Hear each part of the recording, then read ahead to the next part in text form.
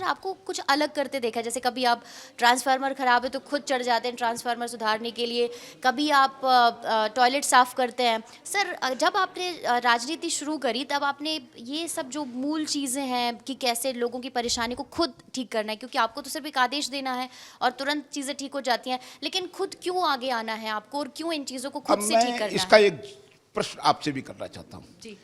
आप अपने घर में अगर किसी दिन सफाई करने वाला कर्मचारी नहीं आया तो उस दिन घर को किस हालात में छोड़ोगे?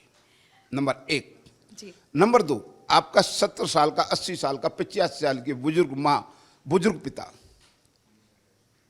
अगर उस चारपाई पे लेटे हैं, वो बाथरूम करने की स्थिति में नहीं है, तो उनकी लैट्रिन करने की स्थिति में नहीं है, तो उसके लिए किसका इंतजार करोगे? देखिए ये तो आप मैं थोड़ी सी बात, मेरी बात का भी किसका इंतजार करोगे? हम इंसान है ना, पहले जी। मंत्री बनने से पहले मैं इंसान हूं, तो इंसानियत के कर्तव्य क्या है? जो आपने कहा मुझसे नाले में घुसने की बात की, मुझे ध्यान है कि जिस दिन मैं नाले में घुसा तो मैं रोड के किनारे जा रहा था, एक घर में पानी भरा था, तिकोनिया पार कर रेशम मिल का किस्सा है, तो मुझे घर में पानी भरा, एक बुजुर्ग माँ की आवाज़ आती है, बेटा मैं पानी में डूब रही हूँ।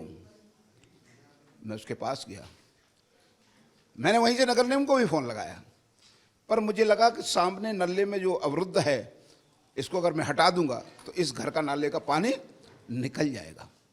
तो उस माँ के लिए मुझे क्या उन सफाई कर्मियों का इंतजार करना था, या फावड़ा लेकर के उसको मैंने उस रुकावट को ख़त्म किया और पानी बह गया? वो माँ ने जो मुझे आशीर्वाद दिया, वही आशीर्वाद मुझे आज यहाँ दुआ यहाँ बैठे। जी सर, आपने कहा कि आपकी ताकत है, लेकिन सर इसी से जुड़ा हुआ मेरा बस इतना सवाल है कि सर जब आप खुद मोर्चा संभाल लेते हैं तो अधिकारी तो हमेशा अलर्ट ही रहते होंगे, क्योंकि फिर उनको लगता है कि अगर हमने कोई गलती की तो मंत्री जी खुद आएंगे, खुद मोर्चा संभाल लेंगे। तो सर आप बदलाव तो आप देख रहे होंगे बहुत बड़े स्तर पे। मैं तो ये नहीं कहना चाहता कि बहुत बदलाव या तूफान आ गया, पर मैं जानना चाहता हूँ कि जिस क्षेत्र से मैं आ रहा हूँ वहाँ के लोगों से जाके पूछिएगा, वो इसका सही बयान करेंगे।